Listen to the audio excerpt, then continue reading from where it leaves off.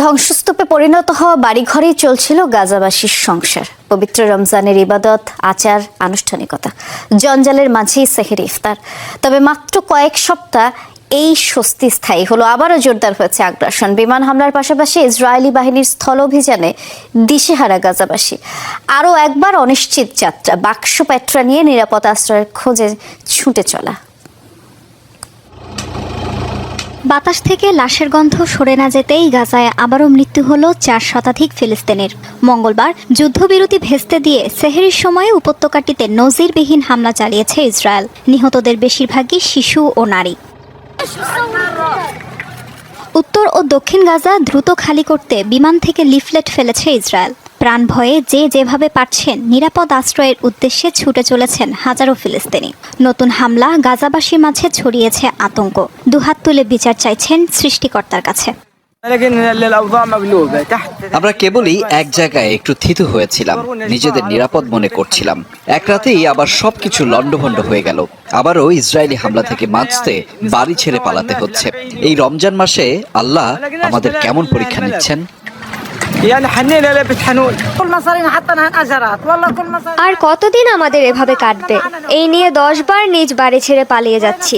কোনো টাকা নেই আমাদের কাছে। রমজান মাসেও না খেয়ে রোজা রাখছি। ওরা কোনো রাস্তা, জমি, এমনকি কোনো গাছও অক্ষত রাখেনি। যুদ্ধবিরতি ভেস্তে যাওয়ায় একে অপরকে দোষারোপ করছে ইসরায়েল ও হামাস।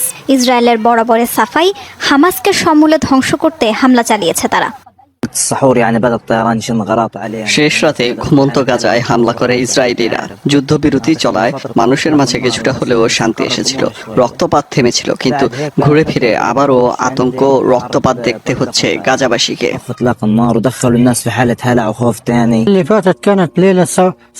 মঙ্গলবারের রাত সবচেয়ে ভয়ঙ্কর রাত ছিল। 15 মাসের মাঝে সবচেয়ে ভয়ানক ও বর্বর। ইসরায়েল তার সর্বশক্তি দিয়ে হামলা চালিয়েছে। আল্লাহ আমাদের সহায় হন। এদিকে গাজায় আবারও নতুন করে স্থল অভিযান শুরু করেছে ইসরায়েল। মধ্য ও দক্ষিণ গাজায় এরই মাঝে টহলে নেমেছে আইডিএফ সেনারা। ইসরায়েলি আগ্রাসনের প্রতিবাদে বিক্ষোভে উত্তাল বিভিন্ন দেশ। মুসলিম দেশ তো বটেই, রাস্তায় নেমে আন্দোলন করছেন ইউরোপের বাসিন্দারাও।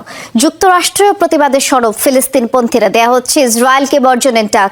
নারী শিশুদের উপরে বর্বরতার পরেও বিশ্ব নেতাদের এমন নীরব ভূমিকায় নিন্দার ঝড় উঠেছে।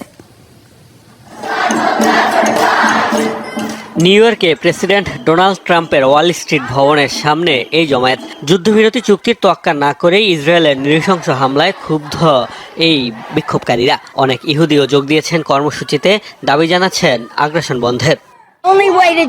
অন্যায় প্রতিবাদে বিক্ষোভের বিকল্প নেই। বিক্ষোভের কারণে ভিয়েতনামে যুদ্ধ বন্ধ হয়েছে, তাই আশা ছাড়ছি না। নারী শিশু সহ সাধারণ ফিলিস্তিনিদের ওপর লাগাতার বর্বরতায় ঘরে বসে থাকতে পারেননি স্প্যানিশরাও।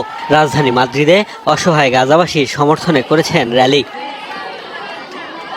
বিক্ষোভ হয়েছে আরেক শহর বার্সেলোনায়।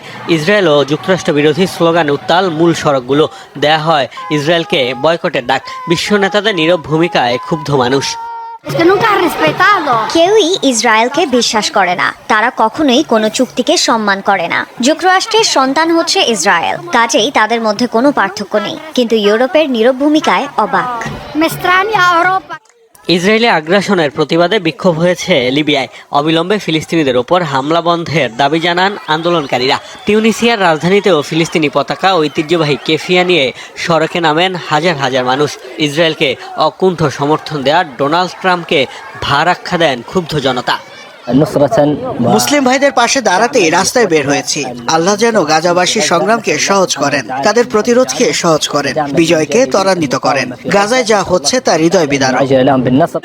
আরবদের বলবো, রাস্তায় নামুন, ফিলিস্তিনিদের পাশে দাঁড়িয়ে ঐতিহাসিক দায়িত্ব পালন করুন। ফ্রান্স, জর্ডান সহ আরও অনেক দেশেই পালিত হয়েছে প্রতিবাদ কর্মসূচি।